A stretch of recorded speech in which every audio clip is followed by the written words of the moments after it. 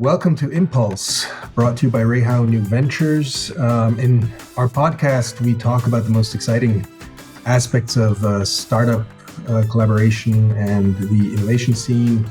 We speak with founders, investors, and industry experts alike, and try to give a bit of a look behind the scenes when it comes to successful innovation, especially in the corporate innovation field. And in today's episode, I'm very happy to welcome Florian Nöll from PricewaterhouseCoopers as our guest today. Florian is a bridge builder between startups and corporates and would like to give us some insight on how such collaborations can work, what success factors you need to take into consideration, and also from his view, what are some of the most interesting collaborations out there in the field. So Florian, welcome to Impulse. Hi, Niels. Thanks so much for inviting me. Florian, you're sitting in Berlin today. So is that where we can usually find you? So tell us a little bit about where you spend most of your time physically. Yeah, so Berlin is my home base since roughly 20 years. I moved here to become a founder back in these days. And I think it's a mix between being in Berlin and being on the road to meet clients, startups, ecosystem partners, investors. So doing my job. Okay, but let's say before we talk about your current role, I mean, you have a very relevant CV as you were a startup founder yourself back in your times as a student. So can you give us a brief view back on your career, coming from founding your own startup to now advising large corporates in how to collaborate with startups? Yeah, good question. So I started my first little company during my time at school, being something like 15. And it's still a kind of not so easy to answer question why I became founder or why I aimed for becoming a founder. So my mother was a nurse, my father a coal miner at this time, like my grandfather's has been. So entrepreneurship was not something I inherited. So, and for this reason, when I founded my first little company, maybe I applied a rule which I later learned, which is anything worth doing is worth doing for money. But maybe I was striving for independence at this time. After starting those software startups, I became founder and for 7 years chairman of the German Startups Association. And during that time, I developed a strong passion for collaboration between startups and corporates. But I've seen that many corporates do not understand how fundamental open innovation is for their own survival. In my view, the innovation function must have the same status like maybe the finance function, the sales, the HR function. And well, 6 years ago, PricewaterhouseCoopers, PwC, offered me the opportunity to set up this open innovation function on the greenfield side. And this was maybe my walk the talk moment. And that is why I flipped the side and joined the corporate world after being a founder for roughly 20 years. Okay, so from your point of view, open innovation, or let's say innovation as a discipline per se, is as much part of the kind of core corporate process as any other function. Can you tell us a little bit about the motivation for PwC to integrate that into their service offer, and how does that look exactly? Yeah, so we are talking a lot with our clients about how they can reinvent their business models. We see those challenges. You see those challenges being an entrepreneur and business owner, right? And you have to think about how can you be successful within the next 10 years and beyond with your company, right? And I believe that it's no question that we cannot support our clients in reinventing their business models without checking our own reinvention. That's maybe an easy math. And we do this in different ways. One way is open innovation. We made this decision something like 5 years ago. And what we did is we have invested directly into startups, we have invested into venture capital funds, and we are building our own ventures. And by the way, we prefer building joint ventures with other companies because ecosystems are centerpiece of our strategy. And finally, we have our own dedicated team to set up partnerships with startups. And that's a part of how we strive for our own reinvention, answering the question how a professional service firm could look like in 5 to 10 years and beyond, while working with our clients on the same question and challenge. Fascinating. So, I mean, you're not just preaching open innovation; you're really also living it yourself. And maybe that's a good way to start. Can you share a little bit about what your focus is when it comes to open innovation within PwC? Yeah, good question, Niels. And today's focus, and it's slightly changed over the past 5 years. Today's focus is on building adjacent business models for the firm, and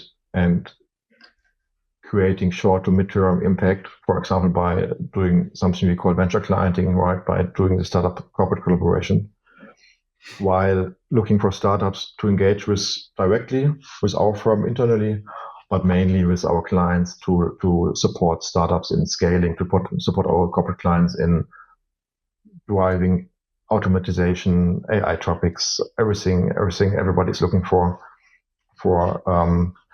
at the moment. And of course, we do have a passion for topics we really understand. For example, we do understand trust business, we do understand regulation, and recently, for example, started a joint venture with the German AI unicorn Aleph Alpha on a compliance topic, which is maybe a good example for the perfect fit between a tech company bringing in the large language model and the understanding how to develop and sell technology, and a professional service firm having this deep understanding of regulation and owning the trust of our clients to create something new jointly. Interesting. So, I mean, maybe just also for the listeners, if we take a step back to maybe sort out some of the different topics we're addressing. So, again, open innovation, or let's say, what I like to call corporate venturing as being an important tool for open innovation. It usually breaks down in 3 different disciplines. And the one you mentioned just now is corporate venture clienting. We then also, of course, see corporate venture building, which is something we've been focusing on quite a lot over the last, let's say, 3 to 4 years. And then there's corporate venture capital. So you just mentioned your activities in the corporate venture clienting field, where you basically look for startups to address pain points. And now I understand that you look for certain pain points within PwC, but then you also look for, let's say, opportunities to work with some of your corporate clients. Is there a clear separation between what you look for internally and what you really try to kind of play towards your corporate customers, or is there no such clear distinction? It's rather fluid. How does that work? Of course, we spend the most time maybe on serving our clients. So most times we identify a startup which could be interesting for one or many clients. If it comes to AI solutions, it's maybe something for many clients at the moment. But of course, something which is good for our clients can't be bad for ourselves. So that's maybe the typical direction a startup goes inside PwC. In general, I really believe that collaboration between startups and established companies creates those win-win-win situations. Win-win for startups and the corporate, and the third win for the broader ecosystem. Yes, for startups, partnering with corporates provides access to resources, infrastructure, distribution channels, sometimes even funding, right? And they can leverage the experience and networks of established players. But for corporates, again, startups bring this fresh thinking, breakthrough technologies, this kind of agile innovation culture, and so on and so on. And for this reason, I really believe that it's crucial for corporates to engage with startups. When I say corporates, I mean always large enterprises, but especially family businesses and the Mittelstand companies, because all of them have to innovate, and you can't, from my experience and perspective, you can't rely only on your R&D. You have to rely on external innovation heavily, and that's why collaboration is such a key. But maybe Niels, you do the same. You mentioned it, right, with venture building, for example, but other topics as well. So what's your experience on that? Would you share this perspective, or how do you rate the different ways or to innovate your company? Well, it's good that you asked, because it's actually quite a time sensitive topic for us. Like I mentioned before, we've been focusing heavily on corporate venture building, which is then maybe kind of the second discipline in corporate venturing, and there you definitely have a more mid to long term time horizon. So you're trying to identify opportunities that are core business adjacent. You're trying to leverage some of the assets that you have in the company, such as maybe intellectual property, such as market insight, such as expert knowledge, and you're trying to infuse that into a company that you're trying to build, or let's say at least support in this early stage. And what we've realized is that it's a rather tough proposition, because you're asking for resources in the short term, but then any kind of, let's say, quote unquote payback, meaning strategic advantage or then business success, is something that you do have to wait for several years. And in today's market environment, where you have all of these immediate pressures, you see that from a corporate perspective,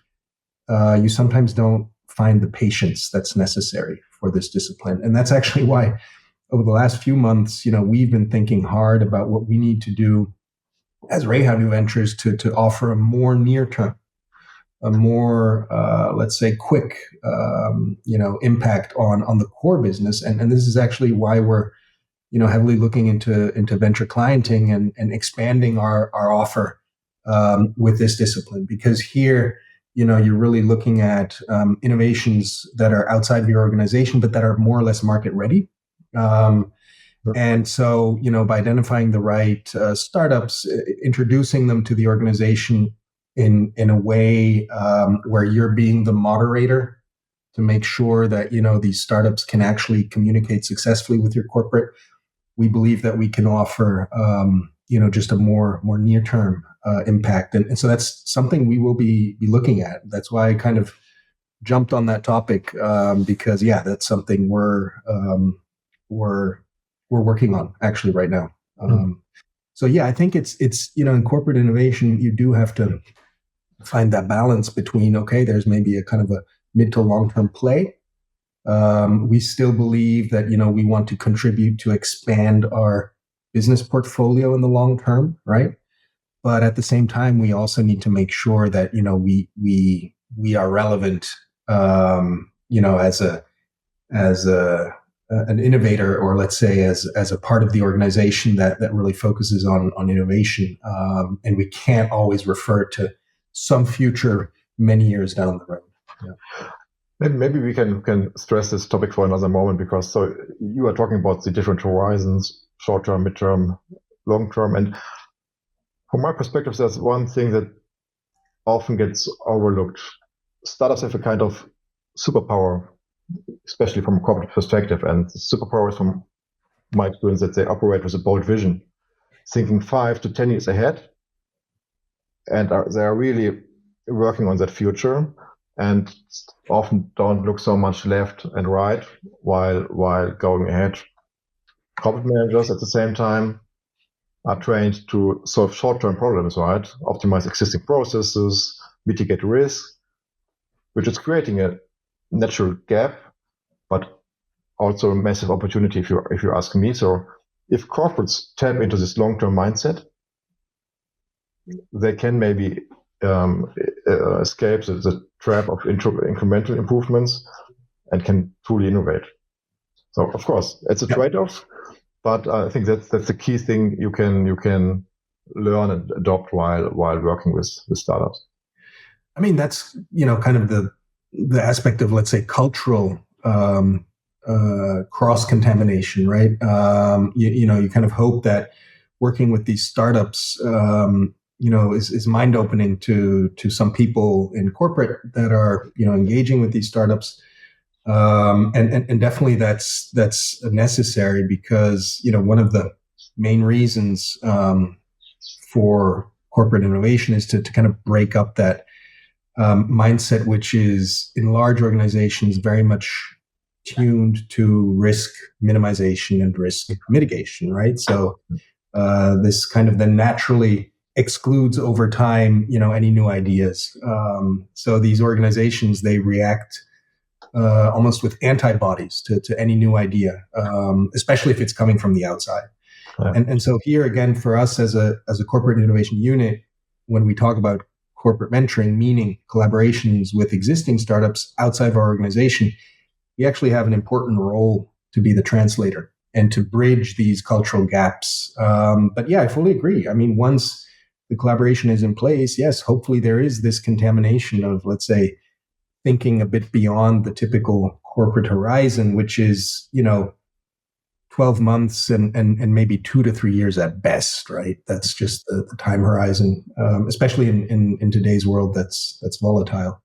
No, so look, I think this area of corporate venture clienting very interesting. But I'd like to just touch on also the kind of our current wheelhouse, which is corporate venture building. Florian, what are your experiences in this domain, and how do you see that as a tool for corporate innovation? Yeah, good question, Niels. I think we've seen a first wave of corporate venture building in the past 5-7 years, with not so many success stories, to maybe point it out in a diplomatic way. And maybe it was the wrong timing and it had been the wrong topics, because many corporates had been striving for Horizon 3 or something like topics and tried to go for moonshot investments while doing venture building.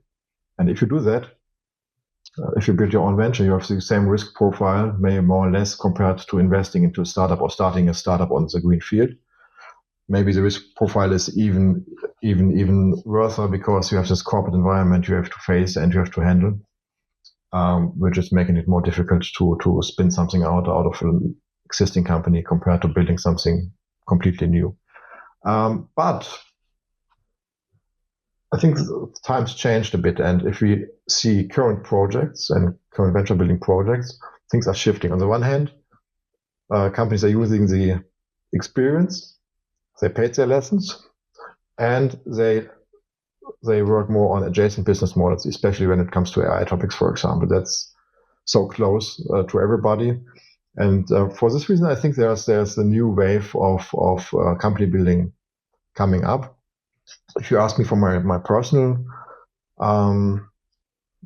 belief in that, I always try both situations if it comes to our own ventures within PwC, or if I'm talking to clients about this topic, I always try to bring in the founder perspective and the external benchmark.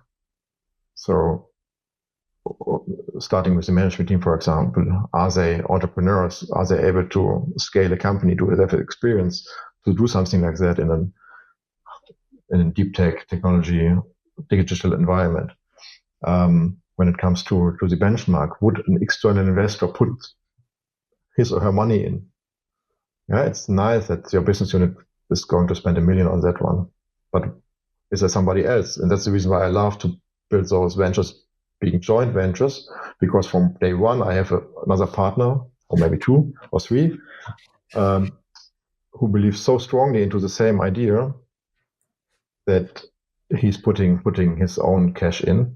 So that's, I could talk more about it, but bringing this founder's perspective in, external benchmarks, and creating, most times it's about creating the right freedom to operate for such a venture, to really be independent from the mothership. That are maybe 2 or 3 key learnings I would think about first. I mean, just to share our experience there, it's definitely also been a pretty mixed bag in terms of success stories, but also failures. Currently, we look back on more failures than actual success stories. But what we definitely have learned over the last 3 to 4 years, and I'm pretty convinced that this is the right approach. The more we take a light touch approach to venture building, the more the chances of success actually rise. And what we've also done is, from the very beginning, made it clear that we want a fully investable cap table. So we actually, very much step back as the corporate. We take a minority share. We give founders, 80% of equity from the beginning. And then, in terms of board control, we're also very much willing to take a step back. So it really is an offer of, hey, look, we can point you in the right direction. We can, of course, open doors to some of these corporate assets so that you can turn this into advantage. But we definitely want to avoid the situation where we have a kind of purely lab environment where our startups thrive. So we really want to kind of push them into the cold and harsh market reality as early as possible. And, having said that, it's then, and this is maybe, what you hear anyway, right? And in early stage, especially, it really comes down again to the founders. I mean, that's just the absolute most important success factor. So yeah, I think, the minute you start to over-engineer, the minute you approach corporate venture building with too much of a corporate mindset and you prioritize the corporate interests too heavily, I think that sets you up for failure. Whereas if you really try and do it at kind of an arm's length, that I'm convinced is the better recipe for having such potentially successful startups. So thanks a lot for sharing this. I think we could publish this directly because this is, from my experience, best practice advice you provided right now. Maybe it's based on your own background, being an entrepreneur, that you have this way of thinking, because it's not the typical way of thinking I see when meeting C-level and asking them for how should the cap table look like, do we hire external founders, and so on and so on. Yeah, you have to ask other questions afterwards, maybe. For example, okay, you don't want to share any shares with founders, which means you are not looking for external investors, which means you are able and willing to fund this venture, whatever it takes, over the next 5 to 10 years. And then maybe the answer sometimes is, wait, let's go back to the cap table and the founder's question, okay, because often the answer is not bold, yes, we are willing to spend the next 10 or 20 million on that one without having partners in place. I mean, look, bringing in external investors is not only more effective because it tests the business case, it tests the founders. Frankly, it's also more capital efficient. And, if you then do explain what it would cost to found such a venture early stage completely on your own, yeah, then suddenly people on the board are open to alternatives. But look, we've had to learn that the hard way as well. We started with a different approach, very heavily kind of relying on the innovation lab concept, meaning we would actually come up with ideas, we would kind of incubate them, and then we would start to staff these as projects. And we quite quickly learned that definitely didn't work. And so it took us several iterations to come to this conviction. So yeah, that's sometimes the way the journey goes. You need to learn also by trying things out and then just being consistent in drawing conclusions on what did not work. Look, maybe having touched corporate venture clienting, corporate venture building, just give me your thoughts on corporate venture capital. And I think, at least that's my understanding, you guys also are willing to invest into startups that you encounter. So how do you position corporate venture capital in this whole context of corporate innovation and ultimately open innovation? Yeah, good question, Niels. From my perspective, corporate venture capital is no longer just about financial returns, right? It's a strategic tool to shape the future of a company. And unlike traditional VCs, corporates invest into startups to gain access to innovation, new technologies, and emerging business models. We touched on all this, and they do this to disrupt their own industry or to meet potential players who are able to disrupt them in the future, right? Some years ago, maybe 8, 9, I had the chance to meet Philipp Schindler, the chief business officer of Google, a German guy in Silicon Valley. And I had the chance to ask him, so what's your fear from Google's perspective? Who are your main competitors? Is it Amazon? Is it Meta, Facebook at this time? And his answer was no. Yes, our biggest fear is that the startup's coming up, which is able to disrupt parts of our business without us being involved or being invested or being partnering with this company. And this was a crazy answer at this point of time because Google is so strong and had been so strong, but somehow it happened with OpenAI, right? So let me go back to your question. I think a key advantage of corporate venture capital investing is early market access. By investing into startups, you get a really inside track on cutting edge developments. It can be AI, sustainability tech, new customer behaviors, which is really important. It's about watching trends and about shaping them. CVC, from my perspective, also plays a big role in business model reinvention. Again, back my topic, because so many established companies struggle with internal innovation. So investing into startups allows them to experiment with new revenue streams, partnerships, ecosystems without disrupting their core business, because I don't see many examples, to be honest, in which established companies have been able to disrupt themselves, right? That's not part of the DNA of a corporate manager to even think about that you could today cut your core business and revenue streams for future business. You won't do it. Could talk maybe about 2 or 3 examples, but there are not so many from my experience. What's maybe the challenge? Strategic investment must be, like I mentioned, more than a financial play. And too often, from my experience, corporates treat it like a traditional venture capital, expecting quick exits and stuff like that. But the real value comes when investments are tied to long-term business goals. Again, talking about the mid and long-term perspective, helping the startup scale while integrating its innovation into the corporate strategy. Okay, so, I mean, would you say then it needs to be more of an opportunistic approach, or, if we compare to what has been out there, you usually see these corporates setting up a corporate venture capital fund, which, by the pure logic of, kind of power law, et cetera, does kind of fall back into this classic, well, I need to place many bets, and then, I have a chance that maybe some of these bets offer outsized financial returns. So I haven't really seen a very convincing example of where the corporate venture capital approach, has been able to tie into these more, let's say, strategic benefits that you're referring to.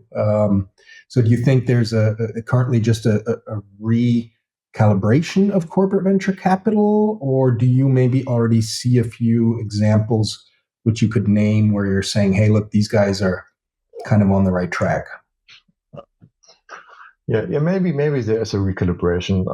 When we go back, many companies starting this opportunistic approach, selecting for good financial investments first, without having an idea how to create value between the investor, the corporate, and the startup.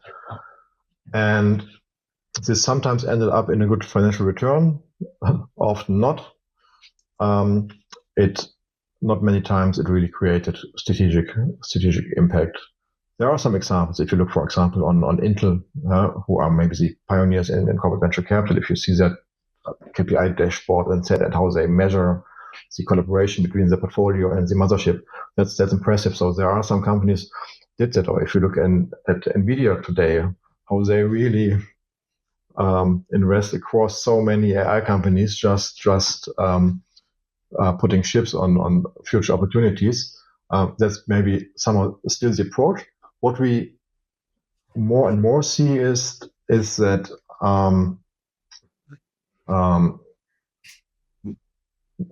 companies, for example, do venture clienting or scouting just for solutions, and then they find something which is a perfect match, or they find something which is really great, and they think, so if we buy the solution, if we become the client of the startup, we support this startup in scale. Why should we be shareholder of this company and having our direct return out of our collaboration, which is a kind of another perspective, more close to the core business, and more close to short-term and mid-term challenges. What I see, to sum it up, I see corporate venture capital funds acting like a financial investor, providing good returns. I see those putting their focus on strategic return and investing a lot of effort in value creation, which can be successful, and we see examples for that. What's difficult is if you try to mix it up. That's the case. Most times you end up without financial return and without strategic value creation. Okay. But I think, what you mentioned, that sometimes corporate venture clienting is actually a good starting point to assess a potential investment. So if you're already working with that startup, there's a large fit to, let's say, the core business that potentially that offers a good reason to go beyond the venture client relationship and actually become an investor as well. So also something I can relate to that kind of resonates with my thinking. And to pick this up, Niels, I think it's a question of zeitgeist. Yeah, we have uncertain times. Companies are struggling. Sometimes it's a top line, sometimes it's a bottom line, sometimes both. Yeah. They see this huge impact on AI and are feeling the fear that other competitors maybe are faster in AI adoption, or that disruptive players are coming up and showing up. And for this reason, venture clienting is a kind of perfect tool, right? You have a little investment, really, really little, and you can create results within 6 months, which are supporting your today's core business. But of course, so that's the zeitgeist.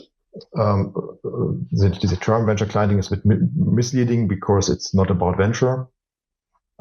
There's not so much venture in it. And for this reason, I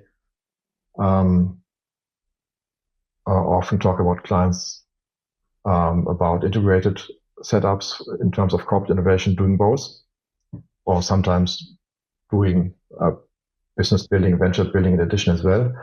Yeah. Because then you have the full set of tools to go for the best decision in each situation. Like sometimes it's a buy and invest case, sometimes it's a build case, sometimes it's about partnerships.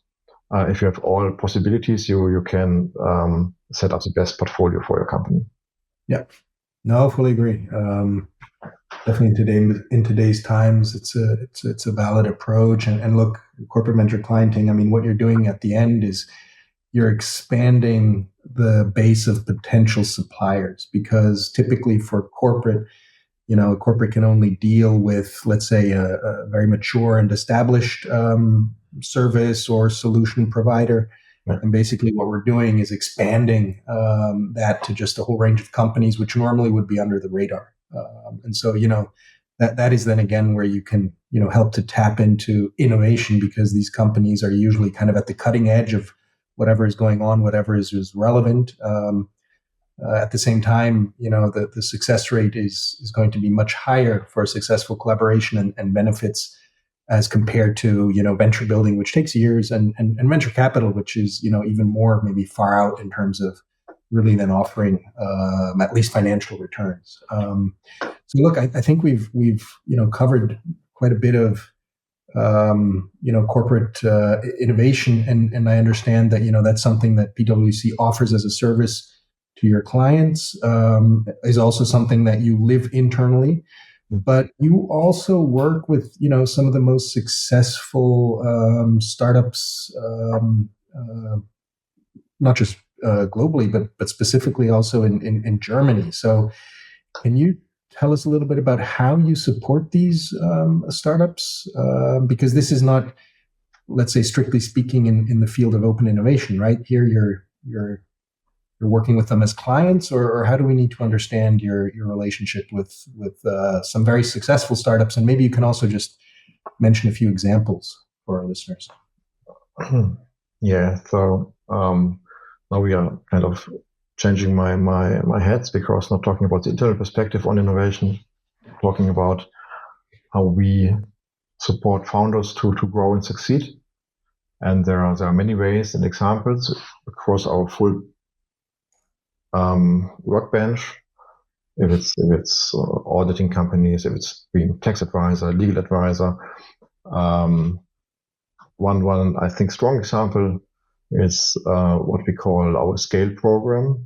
We have a team called PwC Next Level, which is a team dedicated to all these innovation topics, which is the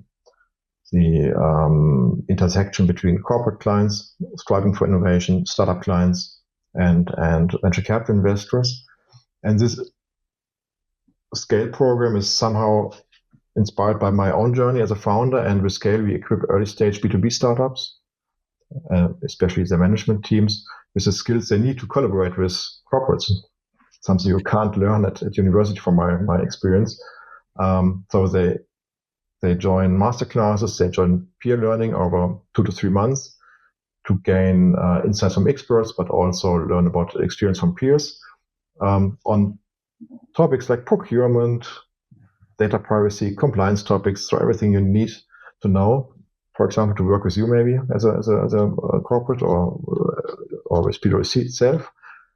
And important is this program is really not about attracting investors or attracting corporates to become investors. It's really about positioning them as being a client, and that is one example. That's the starting point for many companies to work with, something like 100 per year only in Germany, but we do this across Europe. And then you mentioned that we are quite well engaged with really successful companies. I think the latest number is that something between 80 and 90% of German-based unicorns are PwC clients at the moment. And I think at the beginning, some years ago, it was our commitment to build a team that is dedicated to startups. Today, of course, it's our track record. We have accompanied the most successful startups, and maybe we can make a difference for the founders from the first financing round to IPO in Germany, but we have those teams around the corner. And if you look for examples, you will, for example, find a public letter written by the BioNTech founders who thanked us for our support during the really hot phase of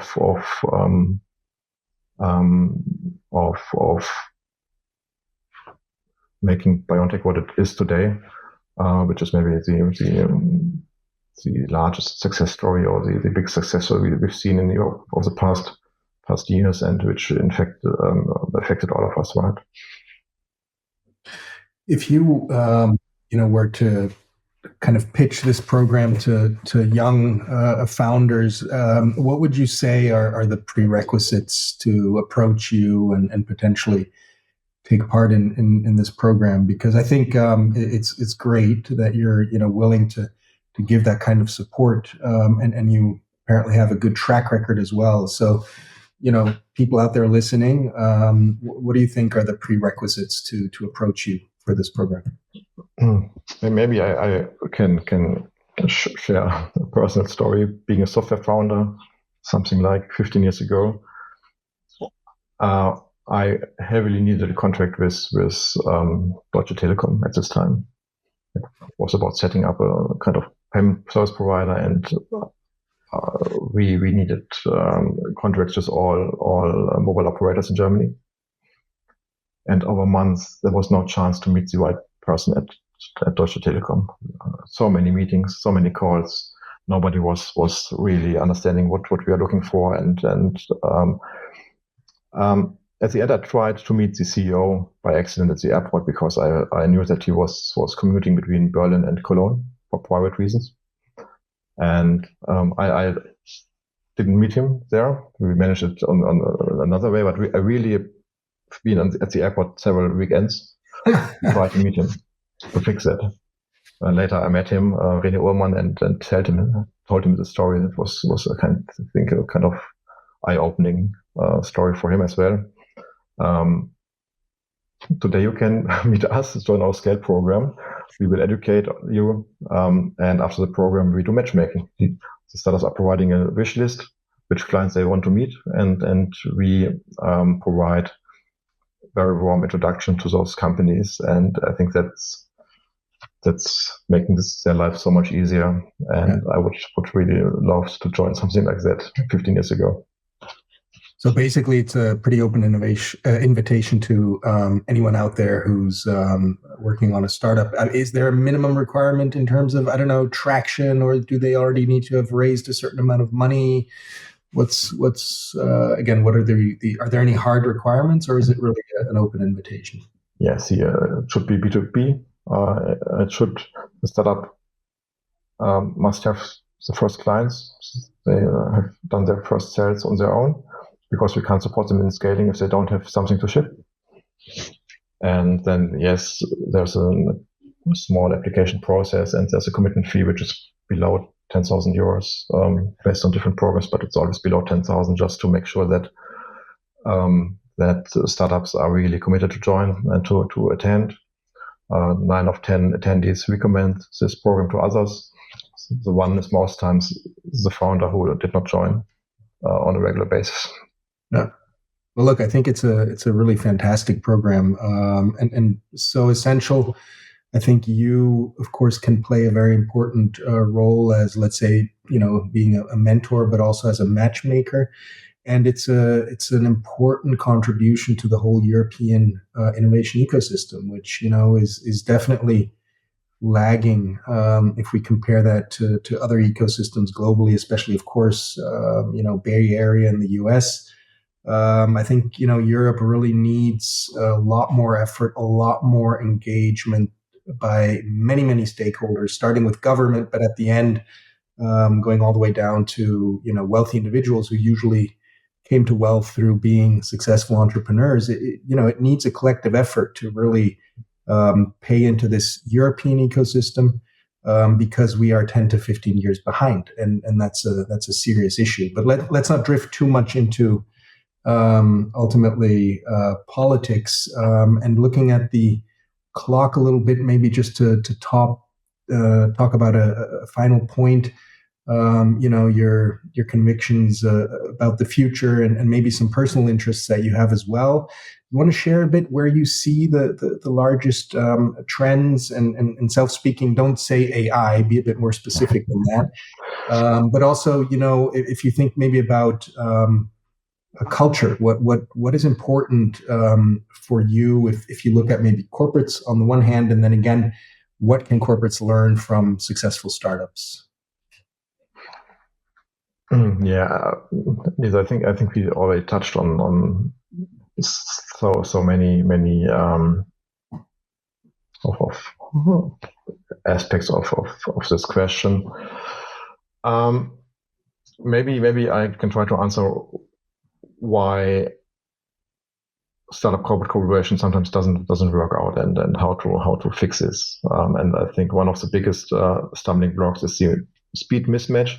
Startups move fast, they iterate quickly, while corporates have this longer decision-making cycles and more complex structures.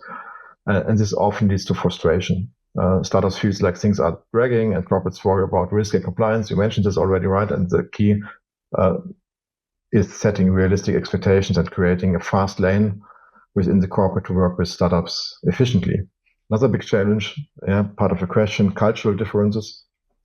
Startups strive for flexibility and experimentation, while corporates prioritize stability and processes. If both sides don't recognize and respect these differences, collaboration quickly falls apart. And that's why it's important to build a joint understanding, maybe through workshops, cross-team exchanges, leadership support, and while having dolmetschers in the room who are translating it, like you do internally, like we do internally, and as well with our clients. And lastly, maybe internal resistance is a big one.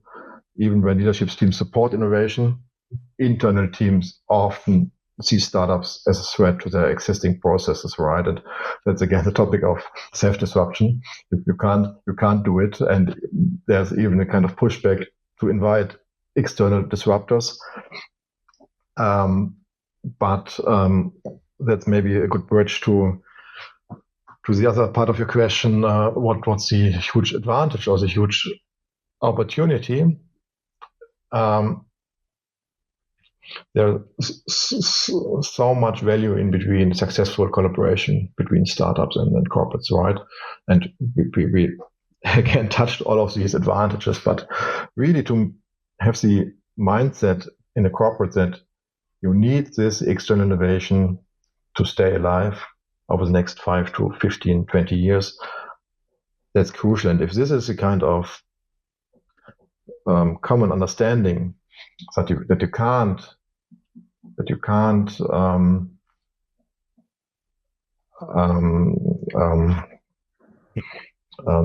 stay alive is maybe a bit too hard, but that you can't do it alone, which, by the way, does not say that it's only about startups, right? Build ecosystems, build partnerships with other corporates, with tech companies, with companies in other regions, however, right? So, but if I think that the common understanding is that you can't do this alone, then you have to think about, okay, how can we set up the capabilities to become a good partner for startups by doing venture clienting, venture investing, whatever you can think about doing co-creation and other things. That's maybe the big thing. And I think it's so important for the European economy because we all often talk about, or we look at the US and then we see these real disruptors, but European startups aren't striving for disruption in the same way. We see so many B2B startups really providing strong solutions to established companies. And for this reason, I think there's this interface between startups and corporates, especially in Europe, and especially between startups and family business and Mittelstand companies, can be really strong. Well, look, I think embracing innovation from a corporate perspective, no matter how large you are, is basically accepting the fact that you need to ensure that you remain relevant, right? And look, the cold hard reality is that if you don't remain relevant, you will cease to exist. And another part of that truth is that no one will care, right, if you cease to exist, because life goes on. Look, thank you very much for sharing your insights. And of course, I think we both have a strong belief that open innovation, corporate innovation, these are effective tools to help companies remain relevant, to help companies survive for hopefully the next generation. And they're not the only tools, but if they're done right, they can be very effective. So Florian, maybe we end it there for today. It was a pleasure having you here on the podcast, sharing your insights. I'm sure we'll be in touch anyway going forward. But at this point, also thank you very much to our listeners for tuning in again. In the meantime, keep innovating, stay inspired. And again, thanks, Florian. Good talking with you today.